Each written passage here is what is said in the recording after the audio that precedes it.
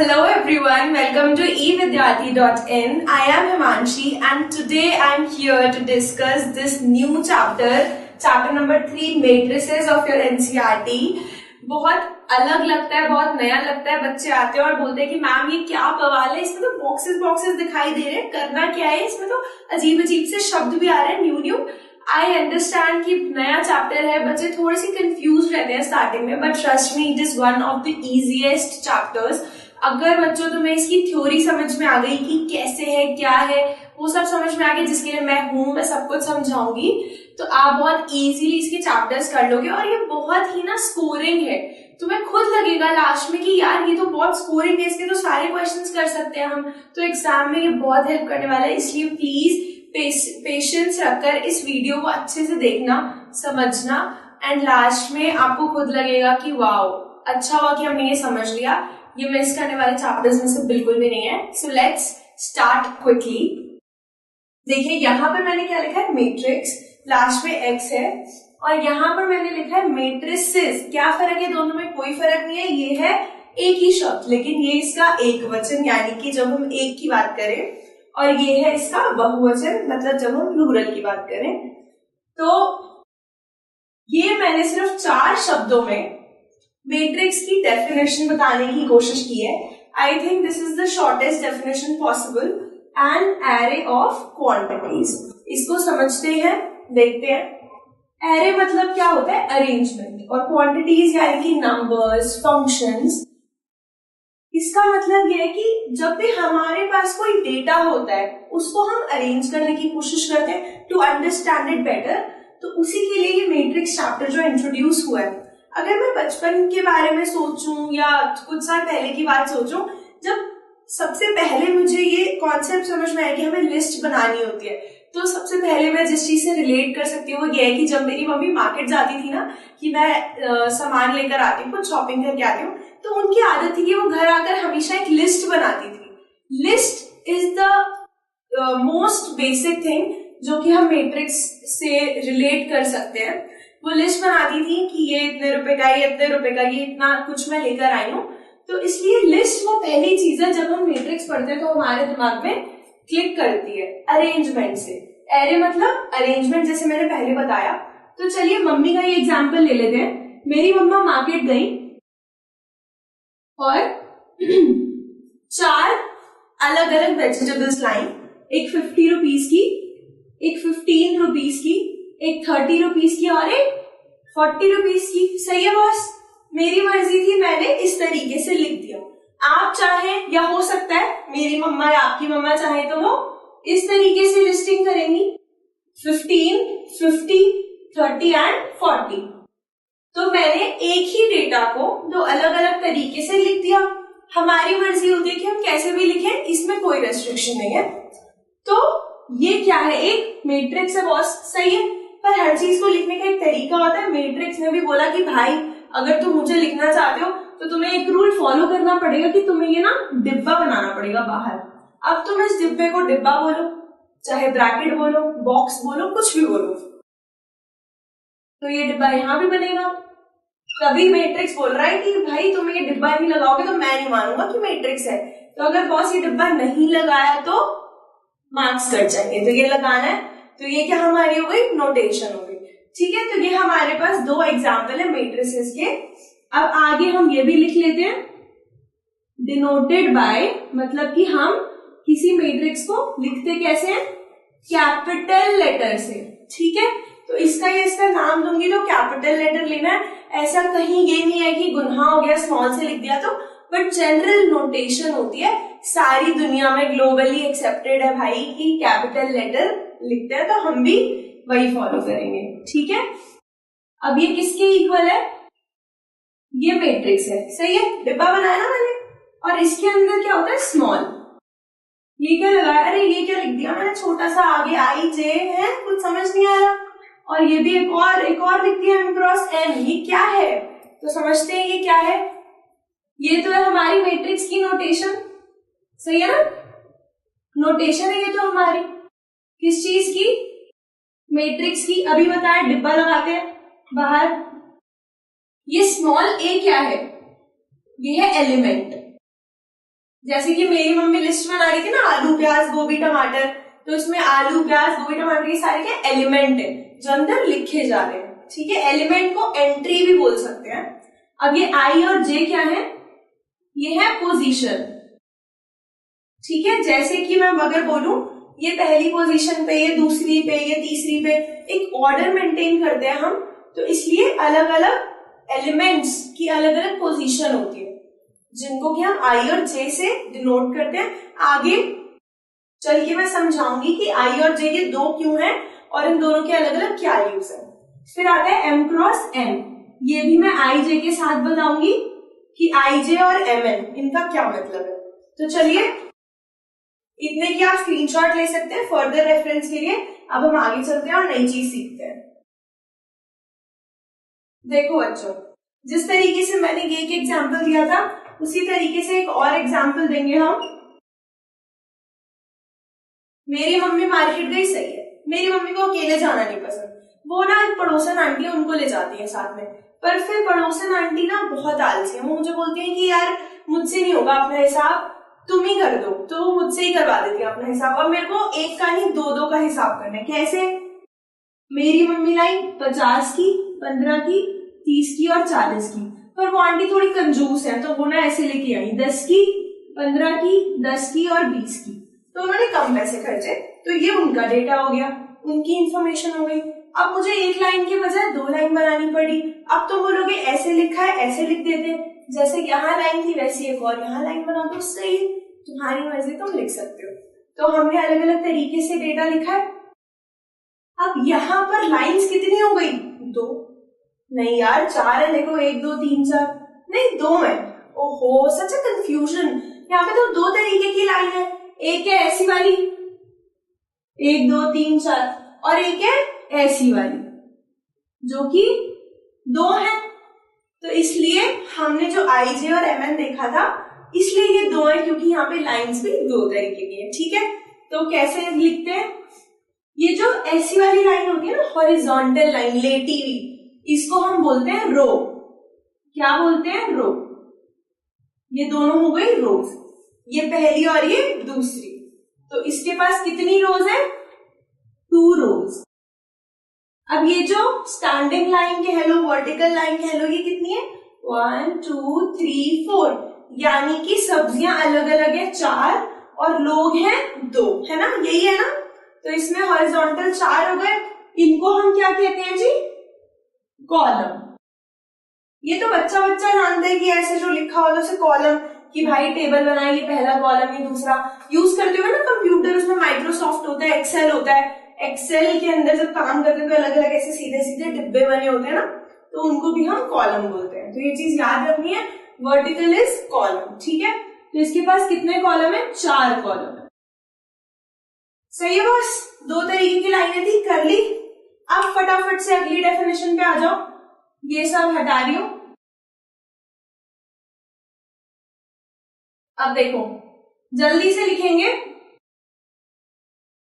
अगली definition, order. Order order order, ध्यान देंगे सब बच्चे। अब हम पढ़ेंगे ऑर्डर। क्या होता है ऑर्डर? साइज। तुम्हारे पास एक क्या है? रोप है, रस्सी है, उसका कोई साइज होता है, सही है बॉस। कोई चेयर होती है, उसकी लेंथ होती है, सही है बॉस। ये black board, sorry white board है, इसकी लेंथ होती है, ब्रेड्थ होती है, सही है। मेरी मम्मी जो आलू लाई थी उसका वेट होता है, सही है। हर चीज का एक मेजरमेंट होता है ना, तो मैट्रिक्स का क्यों नहीं होगा? मैट्रिक्स नाराज हो जाएगा फिर। तो हमें इसका भी साइज पढ़ना है। साइज मतलब ऑर्डर, या ऑर्डर मतलब साइज, एक ही बात है। तो इसका मतलब हमारा हर मैट्रिक्स का एक साइज होता है। कैसे लिखते हैं? लिखोगे इफ ए। अब ए क्या है यहाँ पे?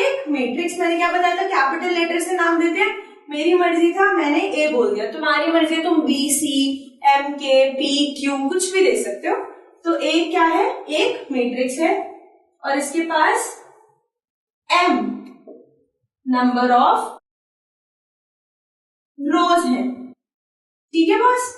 मतलब इसके पास हॉरिजॉन्टल वाली कितनी है? एम रोज है, हॉरिजॉन्टल वाली एम लाइनें हैं, ठीक है। And N number of columns, मतलब कि वर्टिकल लाइंस कितनी है इसके पास? एन है। तो इसका मतलब ऑर्डर जो है डिफाइन हो जाएगा कैसे, m/n। ये m/n से ना मेरे को वो फोटो खींचने वालों की दुकानों की याद आ रही है। एक बार मैं गई थी तो वो मैं छोटी थी बहुत, तो वो क्या बोलते कि भाई एक 8/6 का बना दे, भाई एक 12/14 का। मैं सोचती थी कि ये बाय का क्या मतलब होता है, मैं वो वाला बाय सोच रही थी उस वक्त, but that bye is this cross. जब वो बोलता है ना 8/6, इसका मतलब बाय, ये BY होता है, मतलब कि साइज बता रहा होता है कि तुम जो एक नई तस्वीर बना रहे हो ना फ्रेम, उसका 8 लेंथ होगा 6 ब्रेड्थ होगा, दैट इज द साइज। तो इसी तरीके से ऑर्डर भी एक तरीके से फ्रेम सोच सकते हो तुम, जिसमें कि कैसे होता है, m इसकी नंबर ऑफ रोज होती है और n इसकी नंबर ऑफ कॉलम्स होती है। इसमें फटाफट बताओ कितनी रोज थी, 2 थी ना, और कॉलम कितने थे, 4। तो इसलिए ऑर्डर इसका क्या होगा, m/n, मतलब 2/4। अब गलती से 4/2 मत बोलना, क्योंकि पहले हम रो की बात करेंगे, तो इसलिए यहां पे हम लिखेंगे ऑर्डर इज 2/4। तो फटाफट से इसकी स्क्रीनशॉट ले लो for future reference. Let's move on to the next part. Order आप समझ चुके हो, अब मुझे आपको ये बताना था कि वो IJ क्या होता है। मैं वो IJ समझाऊंगी और उसी के बेस पे एक एग्जाम्पल बताऊंगी, देखेंगे।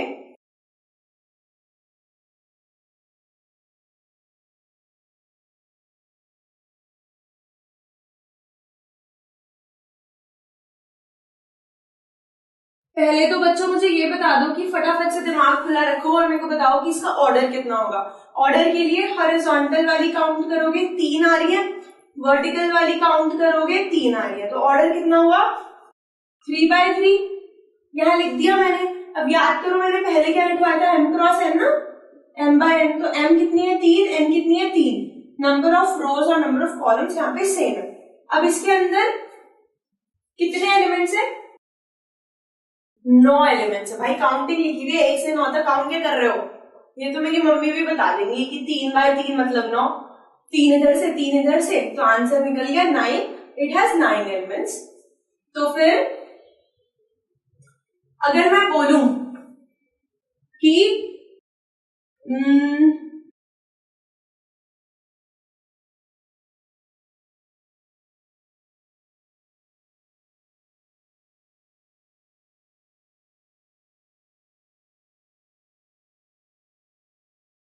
ये देखो क्या लिखा हुआ है, ये स्मॉल ए लिखा है। स्मॉल ए का मतलब एंट्री थी, मैंने बताया था।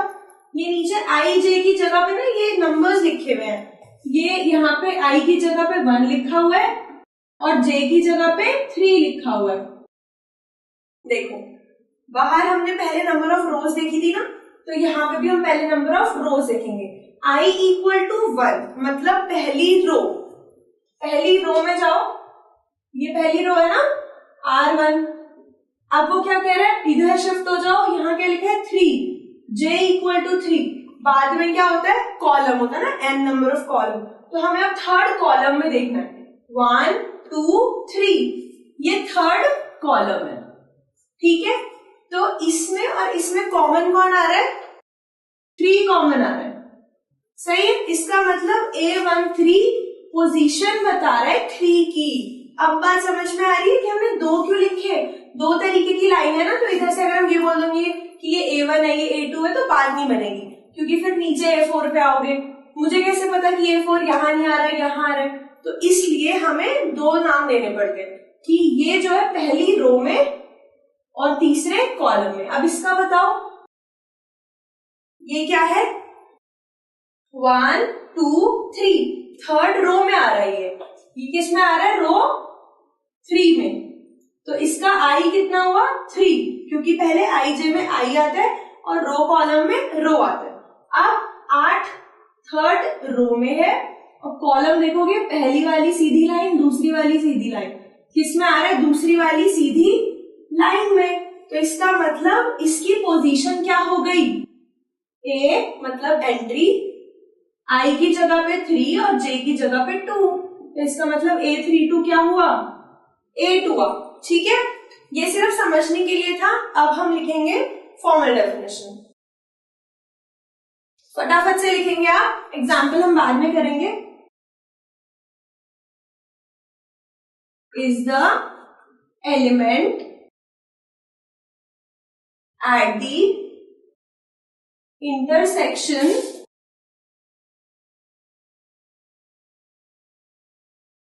of ith row and jth column। तो aij क्या होता है, एलिमेंट होता है intersection of ith row and jth column. यानी कि तुम ऐसे जो हमारी हॉरिजॉन्टल लाइंस है उन पे चलते हुए आओगे ना, तो आई पे आके रुक जाना, काउंटिंग में आएगा आई अगर 5 है तो 1 2 3 4 5 पे आके रुक गए। ऐसे ही jth कॉलम, यानी कि कॉलम मतलब वर्टिकल, तो आप जब कॉलम गिन रहे हो तो वर्टिकली आके जे पे रुक जाना। जे अगर 3 है तो 1 2 3 पे रुक गए। तो उस रो और उस कॉलम के जो बीच में आता है ना काटता हुआ इंटरसेक्शन पे, उसको हम बोलते हैं ए आई जे। इसलिए हम ए आई जे से पोजीशन डिनोट करते हैं मैट्रिक्स के अंदर। एग्जाम्पल से देखेंगे, हमारे पास एक मैट्रिक्स है 1 2 3 4 5 6 7 8 9। इसमें कितने एलिमेंट्स हैं, टोटल 9 एलिमेंट्स है। अब मैं आपको बोल रही हूं व्हाट इज 8 2 3, ऐसा भी आपसे पूछा जा सकता है। अब 2 कहाँ लिखा हुआ है, आई की जगह पे पहले लिखा हुआ है ना, तो आई क्या था, रो, मतलब हॉरिजॉन्टली कितना काउंट करना है, 1 2, तो ये मार्क कर लिया आपने रो।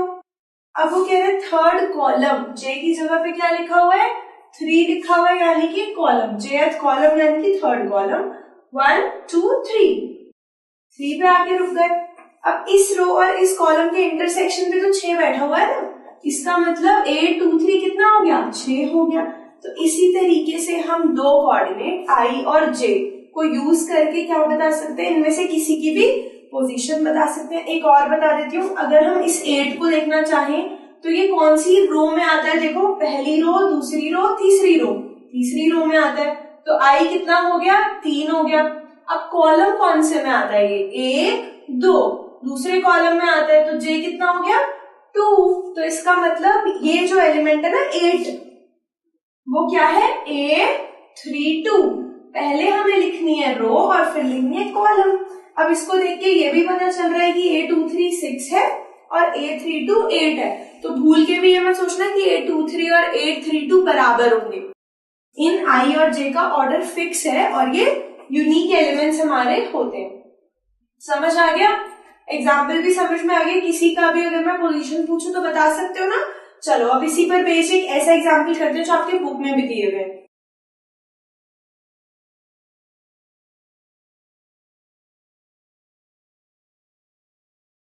इस तरीके के एग्जाम्पल आपके बुक में भी दिए हुए हैं।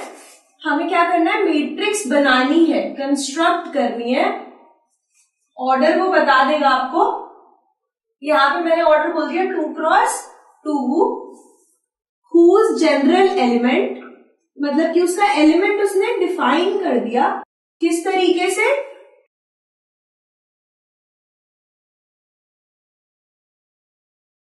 देखो क्या कह रहा है कि ए आई जे है ना, जो वो ऐसे है आई प्लस जे, सही है बस। अब तुम्हें पता है कि जो मैट्रिक्स है वो किस ऑर्डर के, 2 क्रॉस 2, यानी कि 2 होंगी रो और 2 होंगे कॉलम। तो हमारे पास 4 एंट्रीज हो गई ना, 4 एंट्रीज हो गई। तो हमें अब ये चारों एंट्रीज फाइंड करनी है। कैसे, A11 यानी कि पहला रो पहला कॉलम यहाँ पे किसके बराबर है, उसने बोल रखा है कि आई और जे की जो वैल्यूज है उन्हें प्लस कर दो, ए आई जे मिल जाएगा। तो A11 निकालने के लिए 1 + 1 कर दिया। फिर यहाँ पे आओगे, ये 1 2 होता है, क्यों, पहली रो दूसरा कॉलम, तो A12 कैसे निकलेगा, 1 और 2 को प्लस कर देंगे।